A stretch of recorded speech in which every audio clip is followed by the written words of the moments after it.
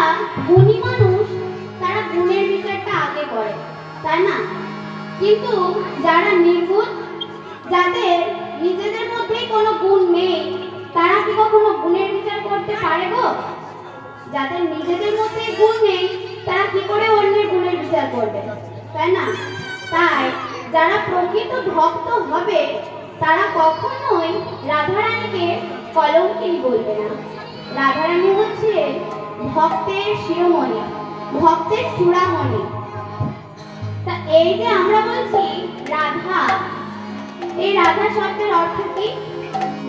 এই রাধা কথাটির অর্থ কি আমরা যদি ভালো করে বুঝি তাহলে বুঝতে পারবো। কথাতেই আছে বুঝিলে রসিকজনা, না বুঝিলে মূর্খ। তো এই রাধা কৃষ্ণের লীলার কথা জানতে গেলে, বুঝতে গেলে আমাদের একটু রসিক হতে হয় বাবা। তা বলবেন কেন?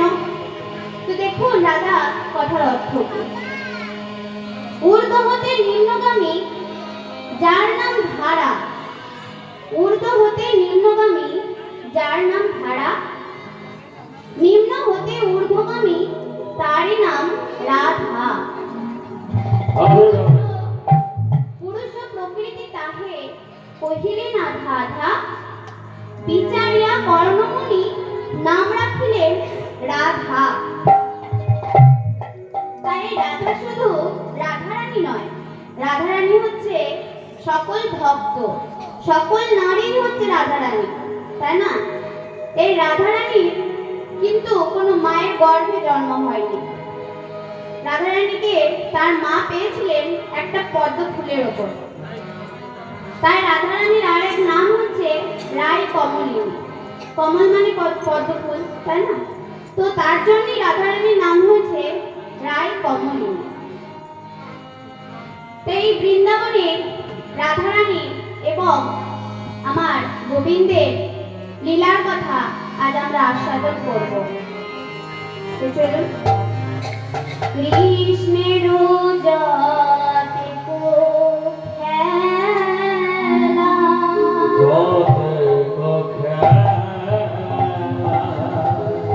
সর্বোত্তম নরলীলা,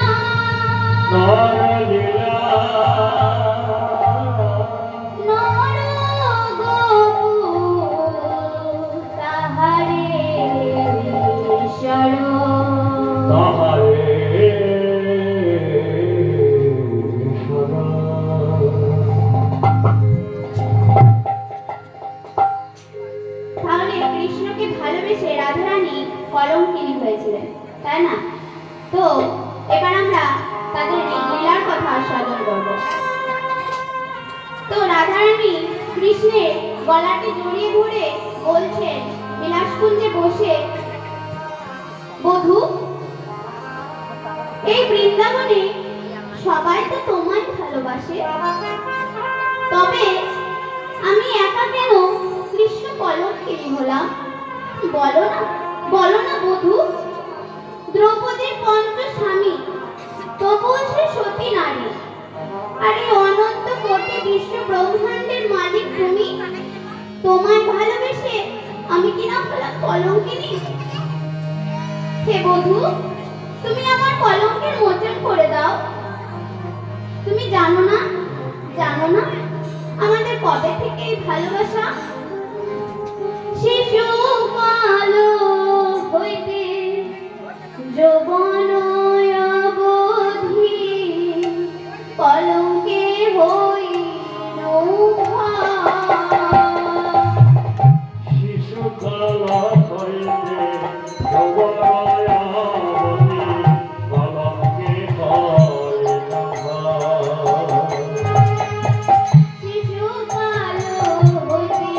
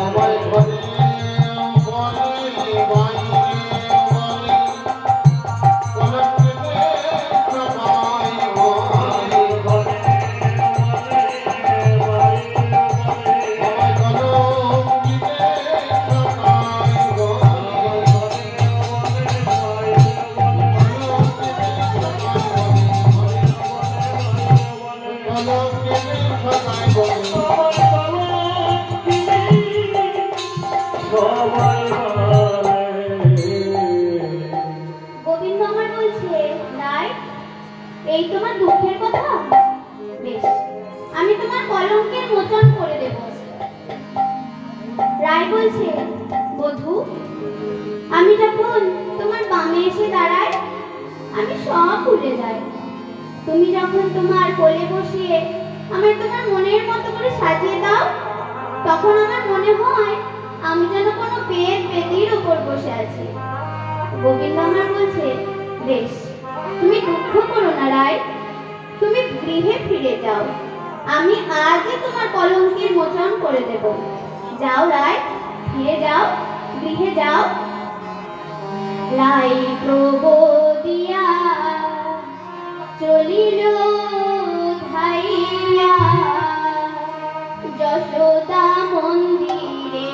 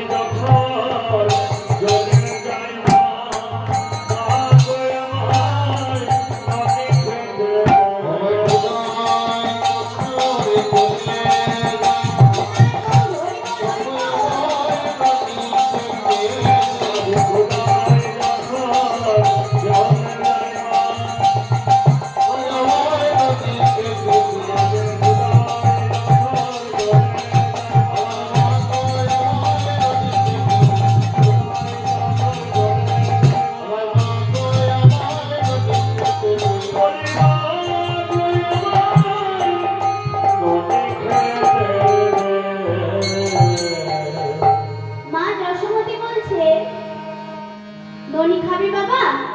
বেশ, আমি তোর উদর পরিপূর্ণ করে ননি খেতে দেব। এই গোয়ালার ঘরে আবার দুধ, ক্ষীর, সর, নবনী এসবের অভাব নাকি গো? তা তোকে আমি উদর পরিপূর্ণ করে ননি খেতে দেবো বাবা, কিন্তু তুই আমাকে একটা নাচ দেখাবি।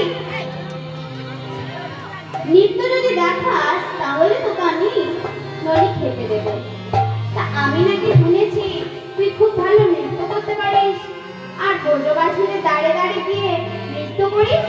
তা আমায় একটা নৃত্য দেখো না কেন বাবা? গোপাল ভাবলে আমি যে ব্রজবাসীদের দাঁড়ে দাঁড়ে গিয়ে নৃত্য করি তা মা জানলে কি করে? তা ব্রজবাসীদের দাঁড়ে দাঁড়ে গিয়ে কখন নৃত্য করে বলুন তো?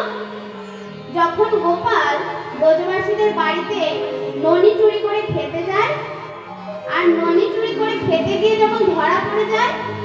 তখন ব্রজবাসীরা বলে, গোপাল তুই একটা নৃত্য কর, যদি নাচ না দেখাস তাহলে নন্দ মহারাজের কাছে গিয়ে তোর নামে নালিশ করে আসবো। এই ভয়ে গোপাল আমার কি করে নৃত্য করে, তার কথাই বলেছে মা। তো মা কি আর না জানা আছে কিছু? মায়ের সবই জানা।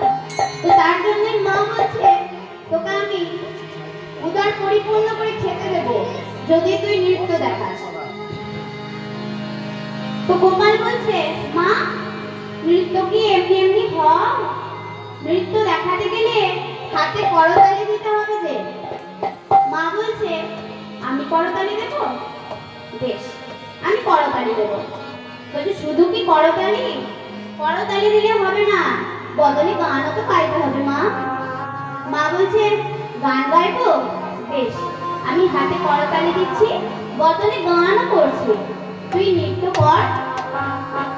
তখন মা গান গাইছেন, ও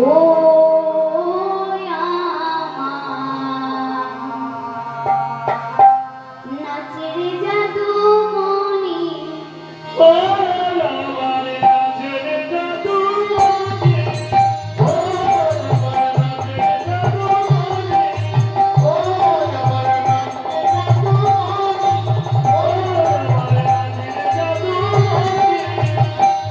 তুই ভালো করে নাচিলে দেব চিরচরণী। ভালো করে নাচিলে